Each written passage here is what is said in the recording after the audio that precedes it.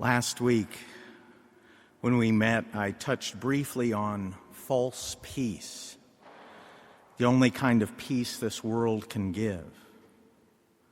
A peace whereby you sign a truce with sin, a peace that embraces and even celebrates our faults and imperfections, a peace that rejects any movement toward holiness, a wretched kind of good enough peace that says, this far and no farther will I cooperate with God's grace.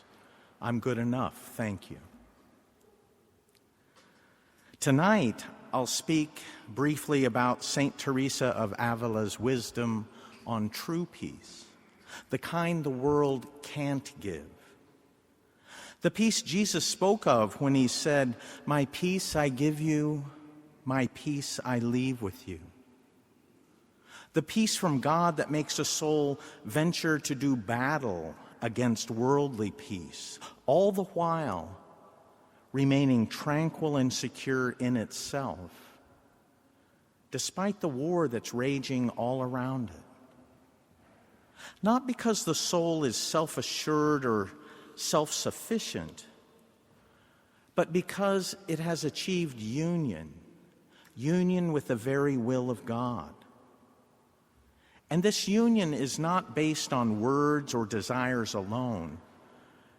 You know what I mean. I want to be holy, or I want to be holy but on my terms, which would be an extremely ironic manner of holiness if it could be called holy at all. With true peace, words and desires are directed toward holiness. These are certainly present. But St. Teresa emphasizes that they are proved by deeds that mirror the will of God. But how do I know what the will of God is? It's a fair question, but actually, we have the 90% solution for that question already. God's will for us is to follow the commandments and the moral teachings of the church. God's will for us is to be holy, period, without exception.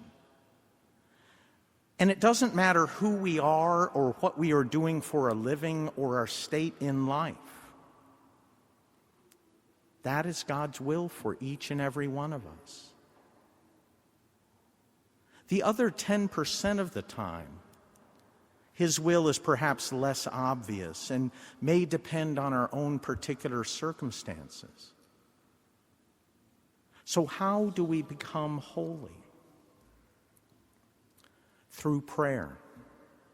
It is prayer that empowers our words and desires, which will then result in deeds. Now, prayer is nothing more than an intimate conversation with someone we love. Nothing more, but also nothing less. By that I mean, when we spend time with someone we love, we begin to understand them. We begin to be able to anticipate what will please them.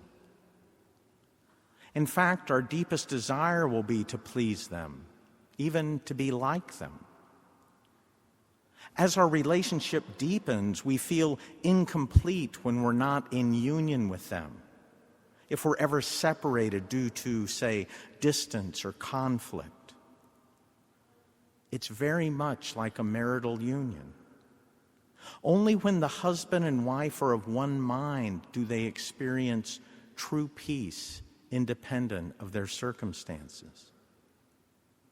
And it's the same with God.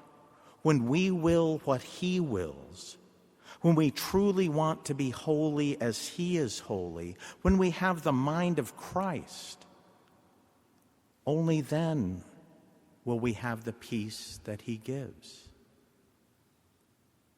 And there are 3 signs that show we're moving toward that true peace. First, our desire for earthly things, possessions, fame, and so on, goes away. After all, what are such things compared to Christ's peace? Second, a desire for the good of others, even at great cost to ourselves, wells up within us.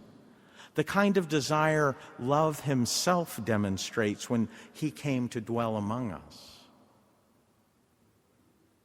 And finally, we're most joyful when we're able to be with those who love the Lord. As King David said, "How I rejoiced when I heard them say, 'Let us go up to the house of the Lord.'"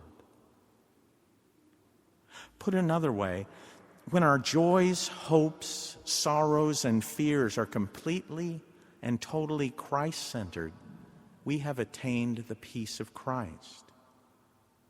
When our joy is knowing we are in God's will, whatever the external circumstances, when our only hope is fixed on attaining that bliss in eternity with him, our only sorrow is when we fail to fully respond to his grace, our only fear is offending him through sin. But all this is too hard. You might be saying, "I can't do it." And you're right. You can't do it. That's the point. And the sooner we accept that, the better. You see, we need to cooperate with God, but our cooperation lies chiefly in getting out of the way and letting God's grace work through us. Our striving and helping God so often only gets in his way. St. Teresa has some good practical advice in this regard. She cautions us not to become discouraged on our journey to real peace. Jesus himself said in the Garden of Gethsemane that the spirit is willing, but the flesh is weak.